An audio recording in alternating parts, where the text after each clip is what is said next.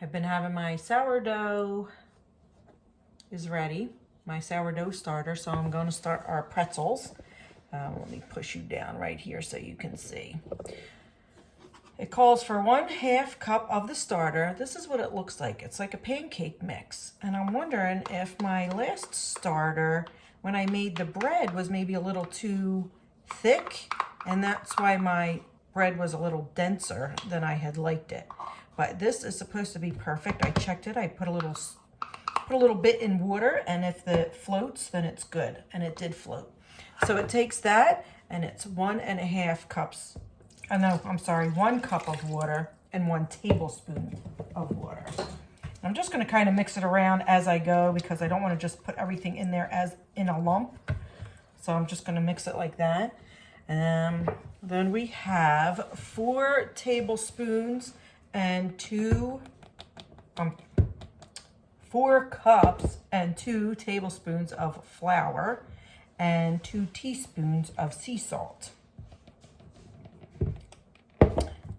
I already mixed the salt in with the flour. I use pink Himalayan salt, so I have that instead. I do have a coarse sea salt that I'll be using on the pretzels for like a topping. But I think I am going to do half of the pretzels in a cinnamon sugar, just because I like them. And then lastly, after you're done this, you're going to put in 2 tablespoons of honey. And you'll see the instructions over there if you want it. This is not my normal pretzel recipe because the one that I have doesn't have the sourdough, so it is a little bit different. This one is made with the sourdough. We're going to make this, and then we're going to let it sit. We're going to let the dough sit overnight. So it'll be, a good 12 hours before I actually make the pretzels.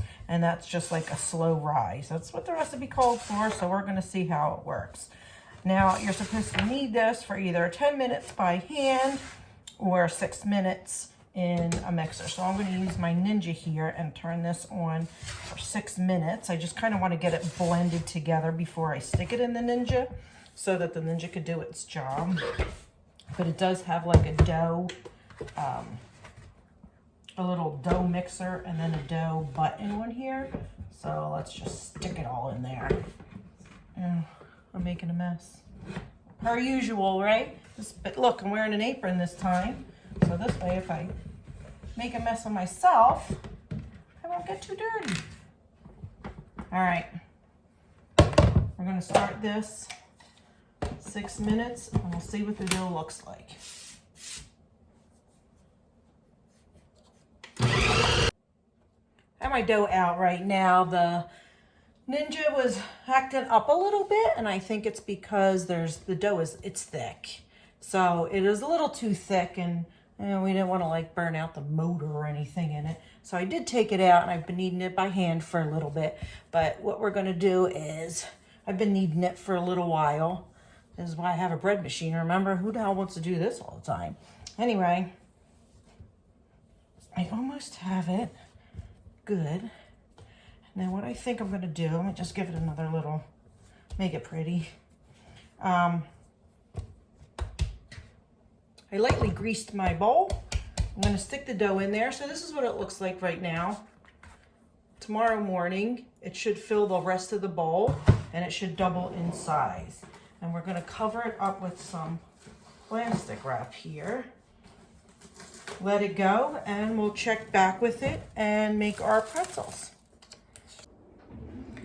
Okay, our dough is ready. It's been sitting all night. I had the lid on it and the plastic. Remember, it was just a bowl, and now it filled the whole thing and it doubled. So it is a little sticky, but not like you could see, it's not sticking to my hands. So we're gonna plop that one here. Although I do have a butcher block countertop, I don't use it to cut on because, I don't like all the scrapes and stuff. So anyway, we're just gonna do a few kneads.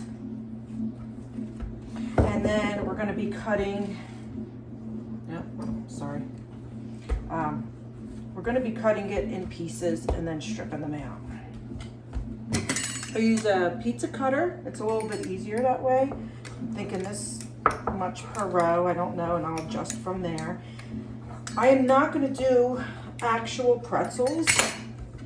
I'm just gonna do like pretzel logs. I'll show you. Start from the middle, obviously, work your way out. You're gonna need your parchment paper on your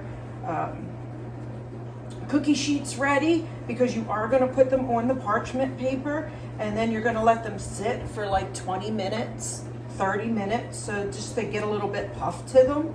And then once you do that, after that, then you can put them in the water bath with the baking soda, and from there bake them, and it only takes like 12 minutes or something like that to bake. So you can use a butter knife too, it works just as well. It's kind of like making gnocchis. All right, so I'm gonna do pieces like this. So they're gonna be pretty big pieces, but I'd rather do that than try and mess with rolling out like a pretzel. But you are gonna place them on your sheet. This one is actually pretty big. I'm gonna roll this one out a little bit more and then get 2 out of this one because it is pretty big. So this dough is not as sticky as I thought it was going to be. And this one is too. So, I mean, if it looks like it's a little too big already, it is going to like double in size, or it should double in size. So you don't want it, I mean, unless you want like a really fat pretzel, but you know, you don't want it super fat. So I'm just gonna do that, make little logs, and then I will finish the rest of these up. And then as soon as I'm done, I'll show you what we do. We just kind of cover it. I don't want you guys to sit here while I roll out all these doughs. But what we're gonna do is we're gonna roll out all the dough and then cover it. So I'll be back as soon as I'm done rolling out the dough. Okay, so I got them all rolled out. I made 60 of them, 60 little things. Look, I made one into a gnocchi because I had to, because that's what it looks like to me. But I got 60 of them on the tray. I did drop one. No, that's gonna go in trash. But I did want to show you how to do the pretzel in case you want to make a pretzel. So you're gonna roll it out, and when you're rolling it out too, make sure that there are no like air bubbles or anything in it. That's why we kind of mushed it down in the first place. But you're gonna roll it out, make like a U, do 2 turns, and my pretzels are a little weird looking, a little poofy at the bottom. They probably have to be rolled out more, but I'm gonna take this piece off. But it makes a little weird pretzel. And you just kind of tuck them in. This is pretty bulky. I feel like it should be thinner, but we're gonna keep it. We're gonna see what happens with it. All right, and then we're gonna cover this up and let it sit just for 20, 30 minutes. And then we're ready to bath and cook our pretzels. Leave enough room too on the trays because it will expand. Oh, here's another little nugget. Okay, we're back. The dough had started to puff up a bit. You can see how giant my pretzel is. It has been maybe 25 minutes. So while that is puffing up too, I forgot to mention too, make sure you have boiling water. You're gonna need 6 cups. I did a little bit extra, but it's 6 cups and then 2 tablespoons of baking soda. I had this on and like I said, I did extra, so I'm gonna do 3 tablespoons. I usually use the actual measuring spoon, but it is in the dishwasher, so I'm gonna use this. You'll see how it's bubbling. Gives it alkalinity. It'll turn your pretzels, make them brown. And you're gonna I guess stick them in the water. They're gonna float. You do not want to overcrowd them. So if you're doing full pretzels in this kind of size pot, you'll probably just do 2. You'll see they will rise. You're gonna only keep them in there for maybe 30 seconds, both sides. And I'm hoping my water is even hot enough. While this is happening, you're gonna preheat your oven to 425 because then they're ready to bake. I use my little strainer here. Get as much water off as you can. And then, and you'll see them, starting to float up. I don't know if you could see them on the video, but they float up. This is where you're gonna salt. I'm using a coarse sea salt, a Morton's coarse sea salt. I'm gonna lightly salt them. I'm only gonna salt half because the other half, I think I'm going to do the cinnamon sugar, like I said, and that gets done after it's cooked. So I'm only gonna do half of them. I'm gonna let them sit a minute. I'll do all these and then I'll come back and show you. I'll put them in the oven and I'll show you what it looks like when they're done. You are going to bake them for 20 minutes. I'll check them after 20 minutes, but you're gonna bake them for 15, 20 minutes.